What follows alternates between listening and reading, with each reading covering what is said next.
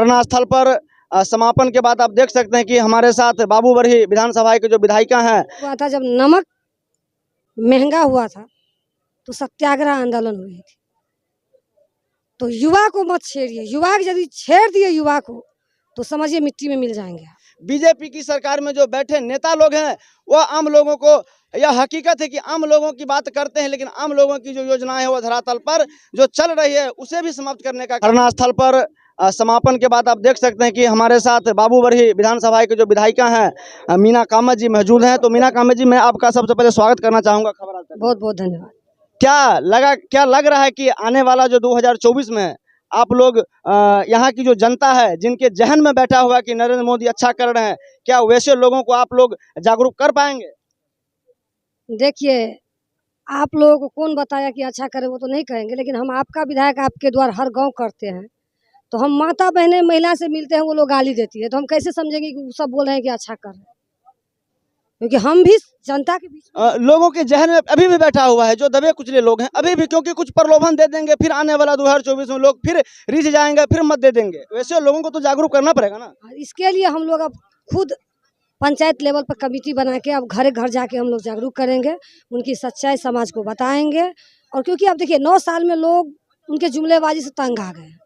वो देख रहे हैं कि जुमला करते करते वो सब परेशान हो गया है। कितना जुमला करता है, कुछ पटरी पर होता नहीं। बोला 15 लाख आएगा तो सबको देंगे। अरे 15 लाख तुम अपने पास रखो, हमको 15 लाख रुपया नहीं चाहिए। कम से कम नौकरी तो जो बोला कि 2 करोड़ तो वो भी तो 1 करोड़ तुम सालाना देता। बिना नौकरी के कुछ का परिवार चलेगा। लेकिन यहाँ के जो सबसे बड़ी बात है कि छात्र नहीं संगठित हो पा रहे हैं। अत्याचार अन्याय बढ़ रहा है, भ्रष्टाचार बढ़ रहा है, बेरोजगारी बढ़ रहा है, लेकिन यहाँ के जो छात्र हैं वो नहीं संगठित नहीं हो पा रहे हैं। क्या कहेंगे वैसे छात्रों के लिए, नौजवानों के लिए? आपको एक समय एक आंदोलन हुआ था जब नमक महंगा हुआ था तो सत्याग्रह आंदोलन हुई थी। तो युवा को मत छेड़िए, युवा यदि छेड़ दिए युवा को तो समझिए मिट्टी में मिल जाएंगे। अब जब आपद जो होती है, आपदा जो आती है, तो आपदा जो आती है तो वो पहले से संगठित नहीं होती है। आपदा अचानक आती है और वही चीज़ मोदी को 24 में होने जा रहा है। अचानक युवा का मूवमेंट बदलेगा और मोदी का नाश करके जाएगा। तो आप देख सकते हैं कि मीना कामत जी बता रहे थे, लेकिन आप, क्योंकि आम लोगों के साथ हमेशा से अत्याचार होता रहा है, अत्याचार हो रहा है, भ्रष्टाचार बढ़ रहा है, लेकिन इन विषयों पे एक भी प्रतिनिधि को ना तो कभी हम आम लोगों के बीच जाते हुए देखा है, ना आम लोगों के बीच सभा करके लोगों को जागरूक करके हुए देखा है। लेकिन यह हकीकत है कि बीजेपी की जो सरकार है कहीं ना कहीं आम लोगों को सताने का काम कर रही है। बीजेपी की सरकार में जो बैठे नेता लोग हैं वो आम लोगों को, यह हकीकत है कि आम लोगों की बात करते हैं, लेकिन आम लोगों की जो योजनाएं हैं वो धरातल पर जो चल रही है उसे भी समाप्त करने का काम कर रही है।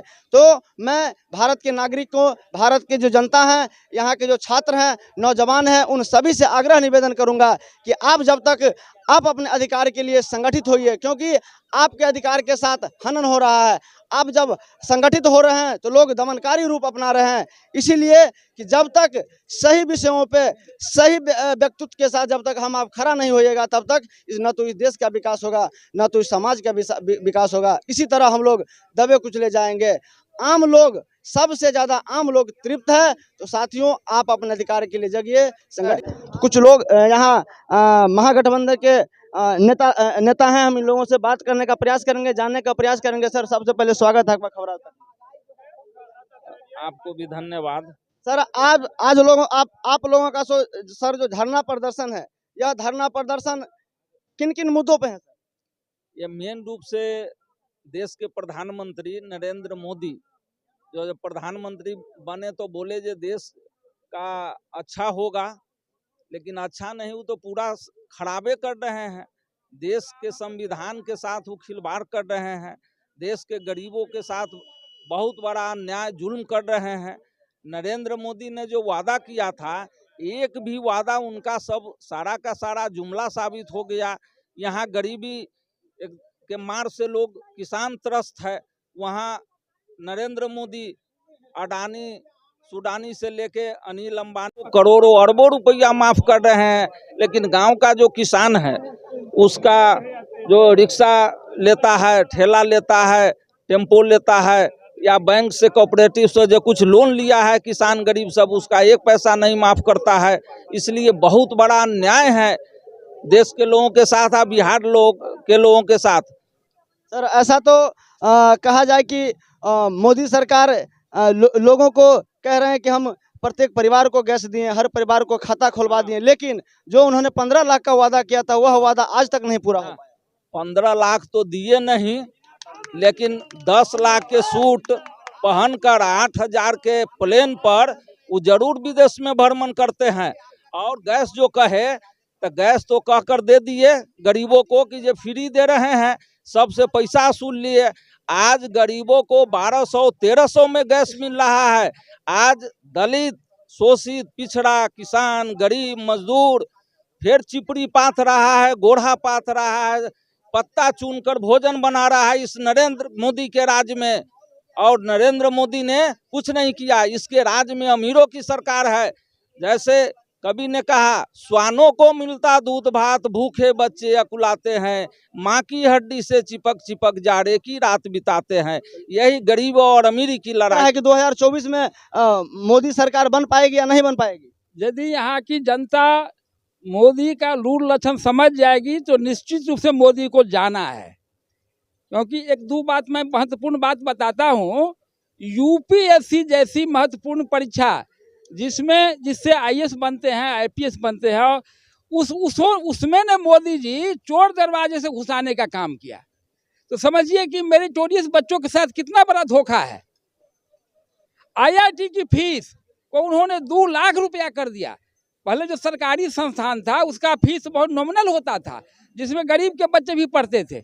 अब बताइए इन्होंने फीस को 2 लाख रुपया कर दिया, कैसे पढ़ेंगे बच्चे?